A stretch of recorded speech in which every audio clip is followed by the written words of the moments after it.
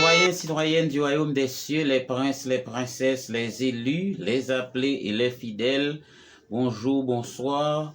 Que la paix de notre Dieu le Père et la grâce de notre Seigneur Jésus-Christ soient avec vous.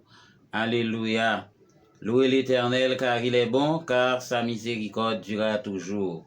C'est votre frère, votre ami, Pasteur Jacques Charles, qui vous dit encore une fois, bienvenue sur TV du Royaume des Cieux pour ceux qui nous ont rejoints à peine et ceux qui étaient de nôtres et qui restent jusqu'à présent fidèles à TV du Royaume des Cieux.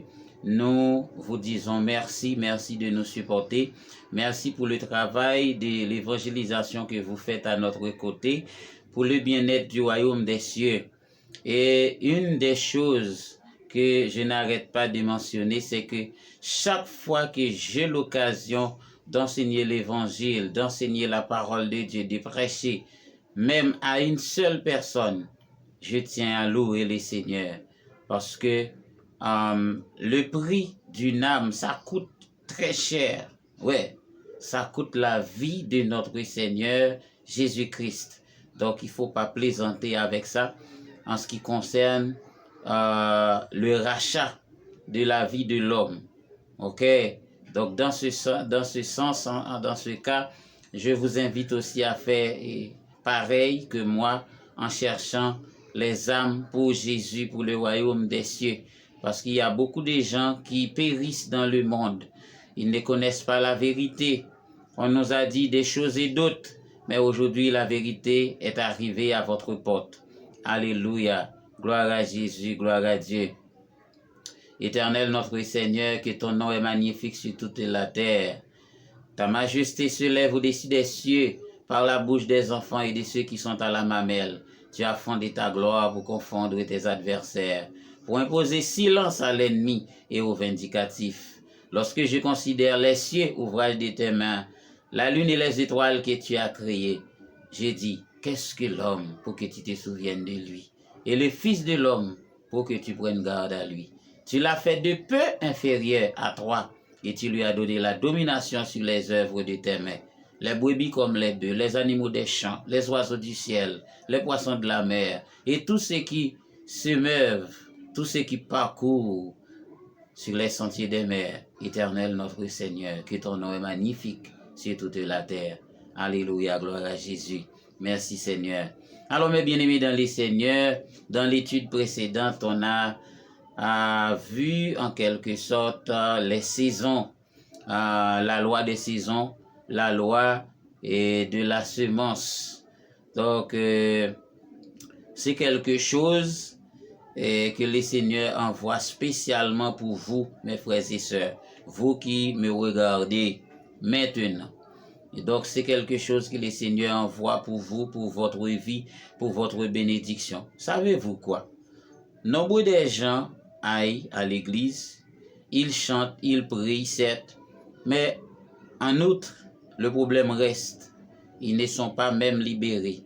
Et en plus, en moins, ils n'ont pas obtenu la bénédiction qu'ils cherchent au jour le jour. Pourquoi? Parce que la parole de Dieu dit, mon peuple meurt parce qu'il lui manque de la connaissance. Donc, puisque dans Jean 8, le verset 32, Jésus-Christ, notre Seigneur, en a fait une promesse en disant, vous connaîtrez la vérité et la vérité vous affranchira.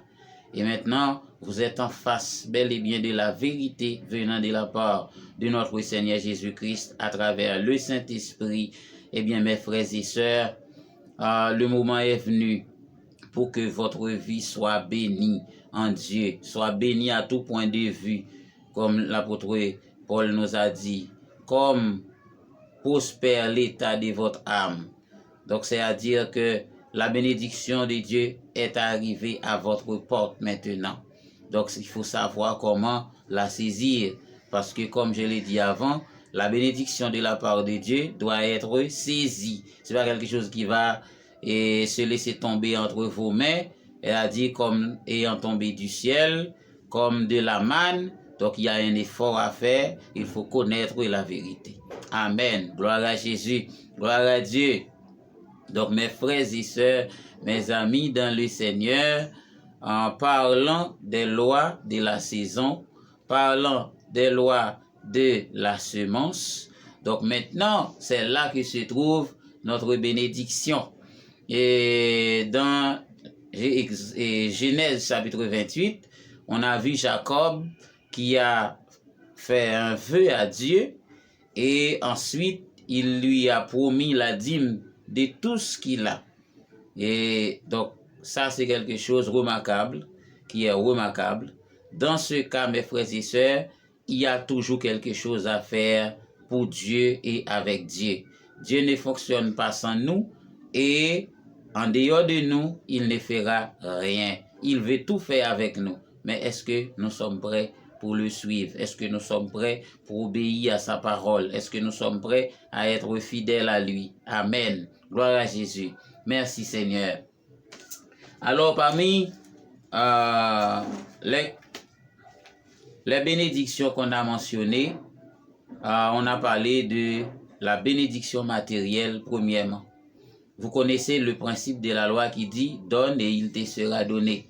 C'est-à-dire la loi du travail, donc c'est un impératif. Il faut travailler. Donc nous allons décortiquer la parole de Dieu à travers la Sainte Écriture, la Bible aujourd'hui, et nous allons voir toutes les vérités concernant notre bénédiction, la loi des saisons, la loi de la semence. Alors mes frères et sœurs, pour ce qui concerne la loi, et tout a été fait par la parole de Dieu selon l'évangile de Jean au chapitre 1. Toutes choses ont été faites par elle, et rien de ce qui a été fait n'a été fait sans elle, qui est la loi, la parole, Jésus-Christ. Maintenant, mes frères et sœurs, mes amis dans le Seigneur, comment être béni en Dieu? Premièrement, en appliquant la loi du travail, c'est d'abord à travers notre semence. Donc, si on ne sème pas, on ne peut pas s'attendre à la récolte. Ça, c'est une condition sine qua non pour tous les hommes. Donc, si quelqu'un refuse de travailler, la parole de Dieu nous dit il ne devra pas manger. Donc, selon le livre de Proverbes. Donc, dans ce cas, le travail est un impératif pour l'homme. Et Jésus-Christ, notre Seigneur, il a appris un métier avec son père adoptif, Joseph, bien sûr. Il était charpentier. Donc ça, c'est une bonne cause pour tous les chrétiens aussi d'avoir une profession. Et deuxièmement, savoir comment servir Dieu en faisant des vœux, en faisant de la semence, en jetant notre semence dans la terre fertile, pas dans la terre aride, et ensuite on verra la bénédiction de Dieu. Mais aujourd'hui, il y a une chose importante, une chose capitale. Qu'est-ce qu'il y a? On dit, dès qu'on donne, eh bien on est béni. Est-ce que c'est vrai? Moi je réponds, c'est faux. Ce n'est pas parce que l'on donne qu'on est béni, mais cela dépend de la façon qu'on donne et à qui on donne et à l'endroit où l'on donne. Ça c'est un grand mystère. Comment donnez-vous? À qui donnez-vous? Où donnez-vous? Il y a des endroits où l'on peut donner et puis ce que vous donnez avec lequel on vous a ruiné. Parce que l'ennemi qui est le diable, il sait comment faire pour détourner les gens, pour contourner la bénédiction des gens, pour voler la bénédiction des enfants de Dieu. Donc, c'est-à-dire, si vous êtes chrétien, vous voulez faire un don, vous devez savoir d'entre les mains de qui vous donnez votre argent. Parce que le chrétien ne doit pas lancer ou bien donner son argent n'importe où, dans n'importe quoi. Ça, je suis sérieux, mes frères et sœurs, mes amis dans le Seigneur. Donc, notre argent doit être utilisé à bon escient. On peut offrir votre argent pour le travail de Dieu. mais il faut connaître aussi à qui l'on confie cet argent. Vous faites de la semence, vous devez être certain que celui qui reçoit votre semence sait comment l'utiliser pour que la bénédiction vous arrive en retour. Dans le cas contraire, eh bien, ce serait une semence vaine. Nombreux d'entre nous donnent. Et qu'est-ce qui s'est passé? On n'est pas béni en retour. Pourtant, la parole de Dieu nous dit, si nous donnons, eh bien, nous serons bénis. Mais cela dépend de la façon que l'on donne. Avec qui l'on donne? Où l'on donne?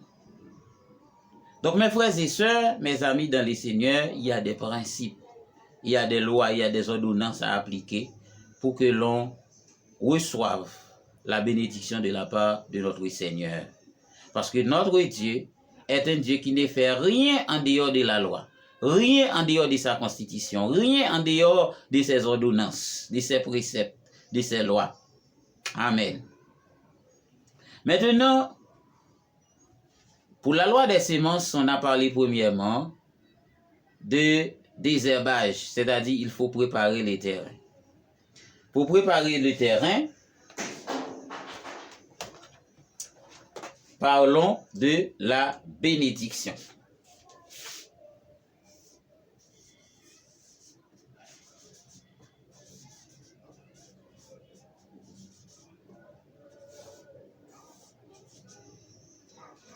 La bénédiction matérielle, plus particulièrement.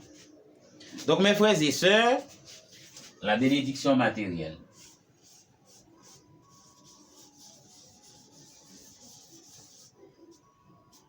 La bénédiction matérielle. Comment cela s'obtient? La parole de Dieu nous dit, celui qui ne donne rien n'aura rien. Pour avoir de la bénédiction, eh bien, il faut investir quelque chose, il faut donner quelque chose. Si après avoir fait les désherbages, on laisse les terrains, on n'y plante rien, eh bien, après 6 mois, on revient, on n'y trouvera rien, parce que vous n'avez rien planté. C'est évident. Après le désherbage, maintenant, il faut passer le feu pour la purification du terrain, de l'espace où l'on va faire la semence. Tout ça, je suis dans les mystères avec vous et je vais vous expliquer. Comment préparer les terrains? Le terrain, c'est votre vie, puisque vous êtes une terre.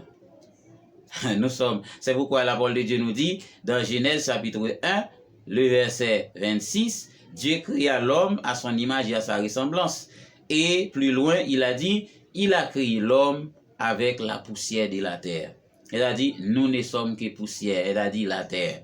Nous sommes aussi une terre sur laquelle Dieu cultive à travers le Saint-Esprit. Le Saint-Esprit qui travaille en nous, le Saint-Esprit qui est notre gardien, qui plante en nous. Dans ce cas, nous devons porter du fruit parce que le Saint-Esprit travaille en nous, dans cette terre. Nous sommes une terre vivante. C'est pourquoi nous ne sommes pas stériles.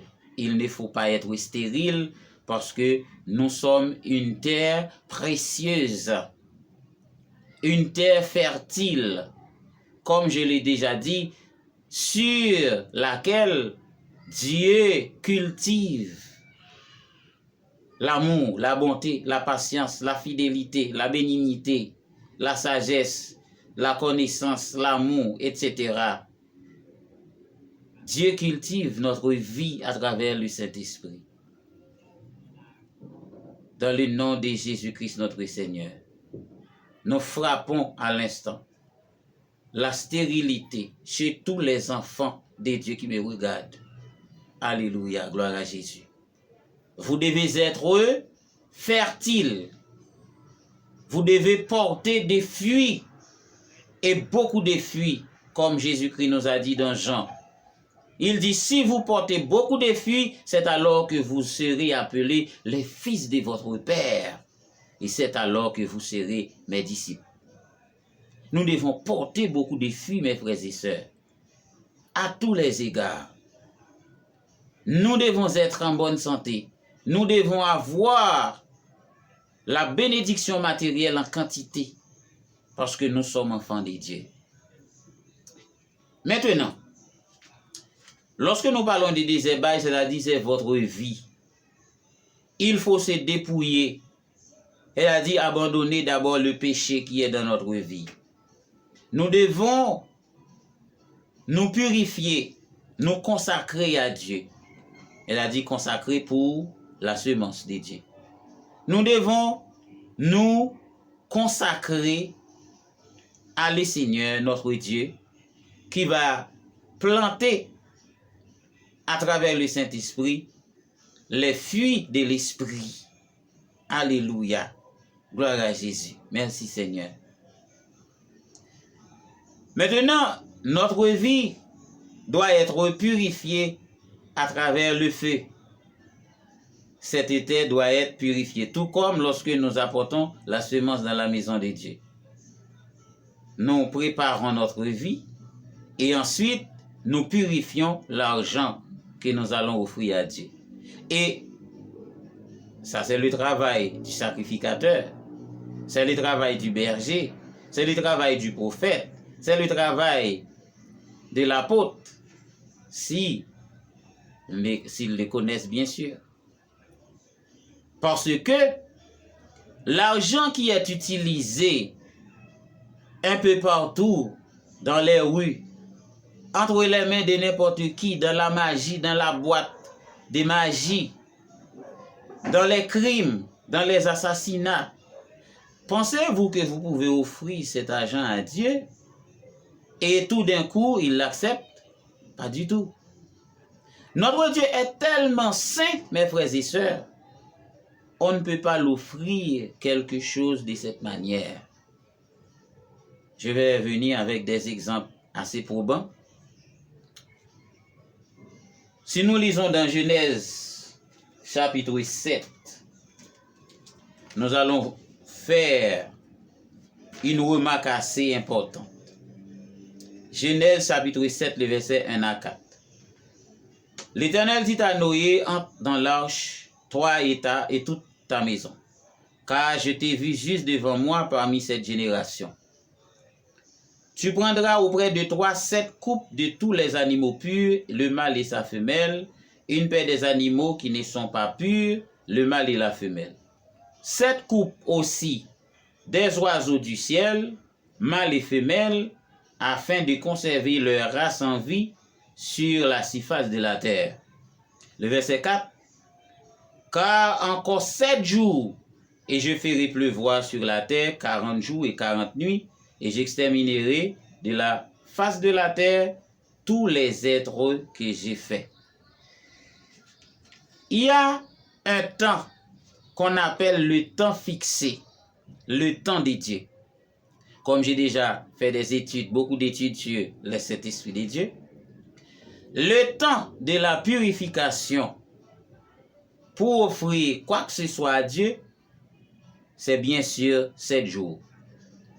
Voyez-vous ça? Noé, avant d'entrer dans l'arche, il a dû compter 7 jours. Puisque l'arche symbolisait la présence de Dieu. Il a fallu compter 7 jours. Et après 7 jours, Noé entra dans l'arche. Et le Seigneur a eu le contrôle jusqu'à la fin du déluge. Ça, c'est une première remarque. Deuxièmement, mes frères et sœurs, lisez dans Genèse chapitre 8, le verset 8. Genèse chapitre 8, le verset 8. Verset 8. Il lâcha aussi la colombe pour voir si les eaux avaient diminué à la surface de la terre. Mais la colombe ne trouva aucun lieu pour poser la plante de son pied. Et elle revint à lui dans l'arche, car il y avait des eaux à la surface de toute la terre. Il avança la main, la prit et la fit rentrer auprès de lui dans l'arche. On continue à lire dans le verset 10. Il attendit encore 7 jours, et il lâcha de nouveau la colombe hors de l'arche. Écoutez bien. Dans un premier temps, pour que Noé soit préparé, purifié pour entrer dans la présence de Dieu qui est l'arche, il a dû compter 7 jours, qui est le temps fixé pour entrer dans la présence de Dieu. Deuxièmement, pendant le déluge, Noé a compté 7 jours avant de relâcher même une colombe, même un oiseau. Elle a dit, l'oiseau même doit être purifié avant d'entrer dans la présence de Dieu. Parce que les eaux du déluge étaient encore sur la terre, elle revenait dans l'arche vers Noé. Et Noé voudrait la relâcher de nouveau. Il a compté 7 autres jours avant de relâcher la colombe. C'est-à-dire le temps fixé par Dieu pour entrer dans sa présence. C'est très grand mystère. Troisièmement, regardez dans Genèse, chapitre 21, le verset 3. Genèse 21, verset 3. Nous allons voir. Prenez votre Bible, mes frères et sœurs, avec moi. Genèse 21, le verset 3.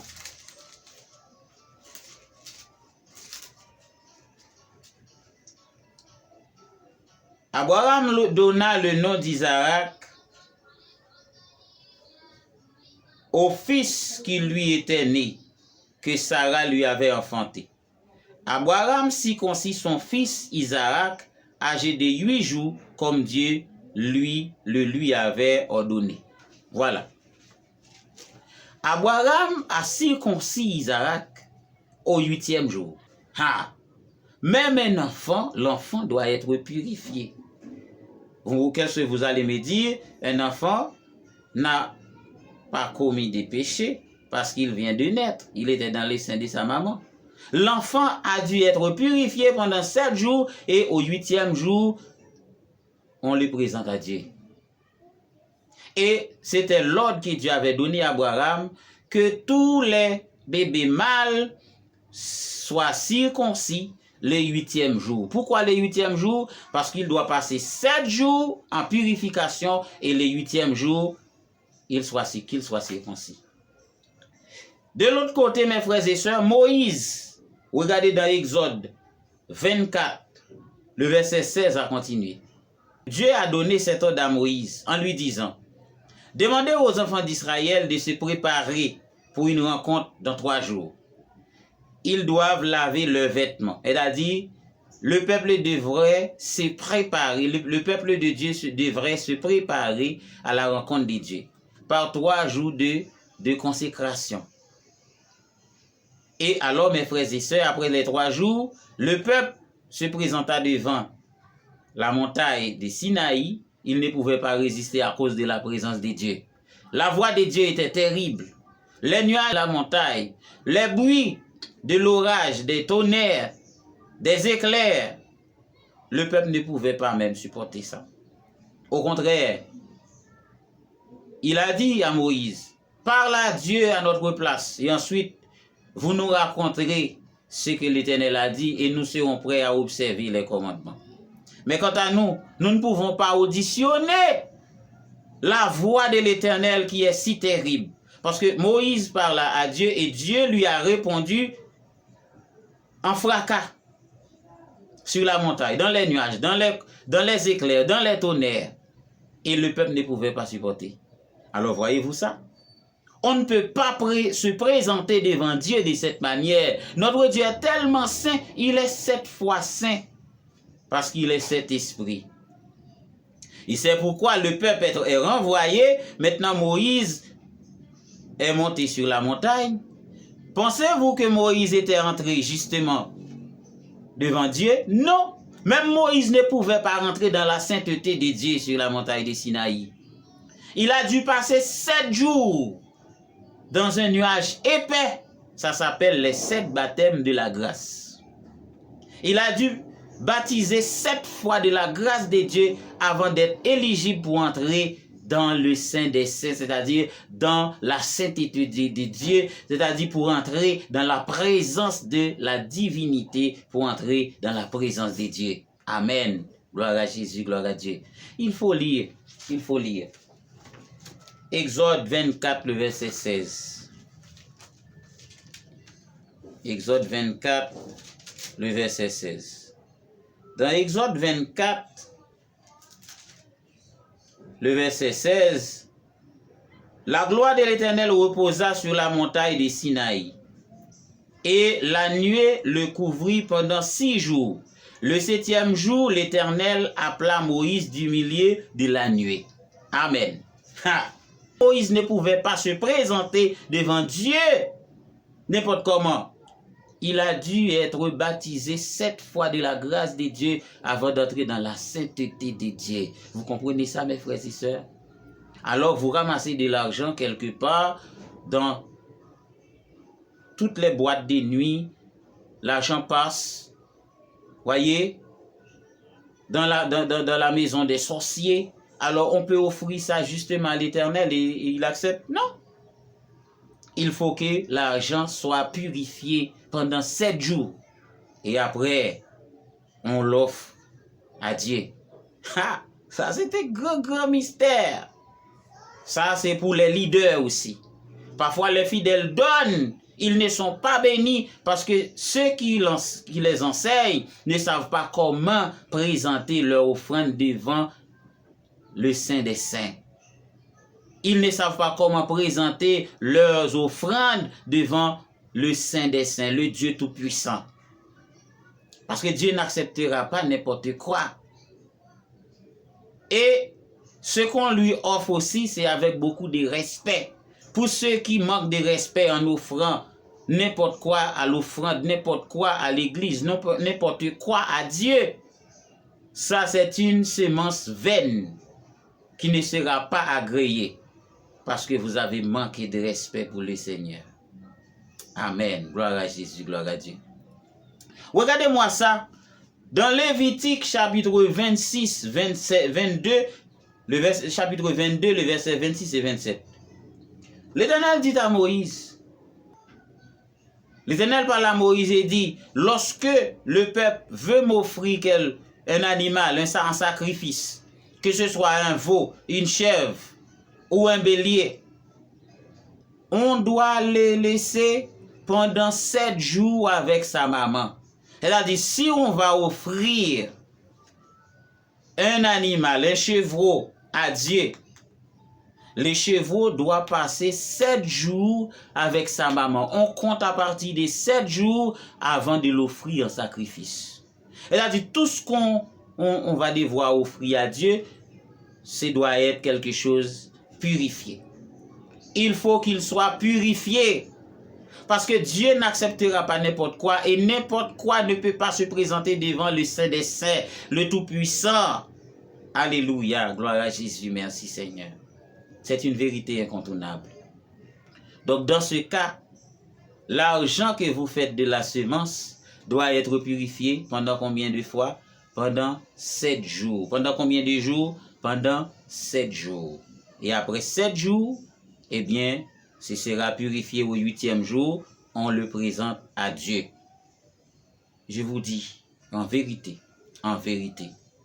vous allez récolter. Parce que vous avez bien sémé. Vous avez sémé avec la loi de Dieu, la parole de Dieu. Et deuxième aspect, savoir comment faire la sémence, mais il y a une question de sémence. Quand est-ce que vous faites votre sémence? Parce que il y a ce qu'on appelle la loi des saisons. Dans Somme 1er, il nous dit que l'homme, c'est comme un arbre planté près d'un courant d'eau qui donne son fruit quand ça, en sa saison. C'est-à-dire, si vous n'avez pas planté dans la saison, eh bien, ce sera une semence probablement perdue. Parce que si vous ne plantez pas dans la saison convenable, vous n'allez pas avoir de récolte non plus. Et c'est pourquoi que Dieu nous a donné le calendrier spirituel, le calendrier des Juifs. Les Romains ont changé le monde avec le calendrier grégorien. Alors, les Romains ont changé le monde avec leur calendrier parce que les calendriers grégoriens comptent jusqu'à 31 jours. Or, le calendrier des Juifs, qui est le calendrier de Dieu, compte 29 jours et demi.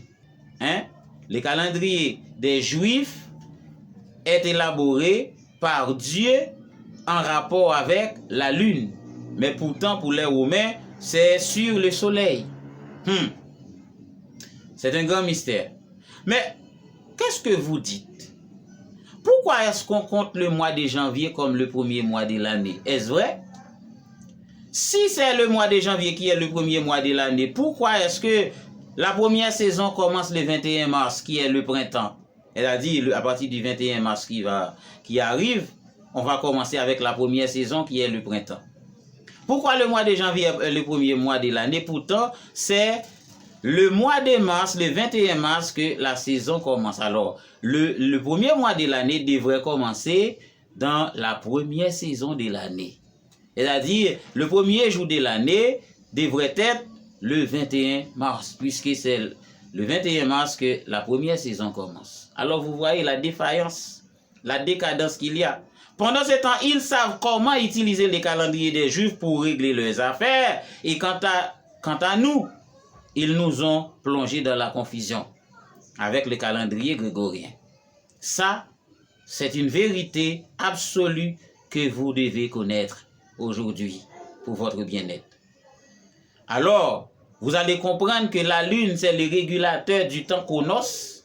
Tout se fait à travers toutes les lois s'accordent avec la lune, le fonctionnement de la lune, les déplacements, la nouvelle lune, la pleine lune. C'est pourquoi la parole de Dieu nous dit, au jour de la nouvelle lune, au jour de votre fête, sonnez de la trompette. Il n'a pas dit au lever du soleil.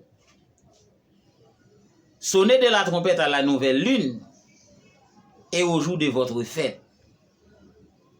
C'est-à-dire que c'est la lune qui est le régulateur du temps chronos et toutes les lois découlent du fonctionnement de la lune. Et maintenant, on nous a envoyés de l'autre côté. Mes frères et sœurs, la première saison est arrivée. Maintenant, est-ce que vous êtes prêts pour recevoir la bénédiction de Dieu? C'est le moment pour faire de la semence. Donc maintenant, faire de la semence, certes, mais il faut savoir comment la faire. Il faut savoir où donner votre semence. Il faut savoir quand donner votre semence. Et il faut savoir à qui donner votre semence. Parce que si quelqu'un reçoit votre semence, il ne savent pas comment l'utiliser, comment la purifier pour que la bénédiction revienne vers vous, eh bien ce sera une semence en vain. Vous n'allez pas avoir de la récolte. Alors mes frères et sœurs, mes amis dans les Seigneurs, c'est déjà trop long, mais on va en revenir pour vous expliquer de fond en comble tous les détails, toutes les lois qui concernent la bénédiction matérielle par rapport à la semence. Que Dieu d'aille vous bénisse de toutes sortes de bénédictions spirituelles et matérielles au nom de Jésus-Christ notre Seigneur. C'était votre frère et votre ami, Pasteur Jacques Charles, qui vous dit, je vous aime dans les Seigneurs et aimez-vous les uns les autres comme le Seigneur Jésus-Christ nous a aimés. Au nom du Père, du Fils et du Saint-Esprit. Amen, amen et amen.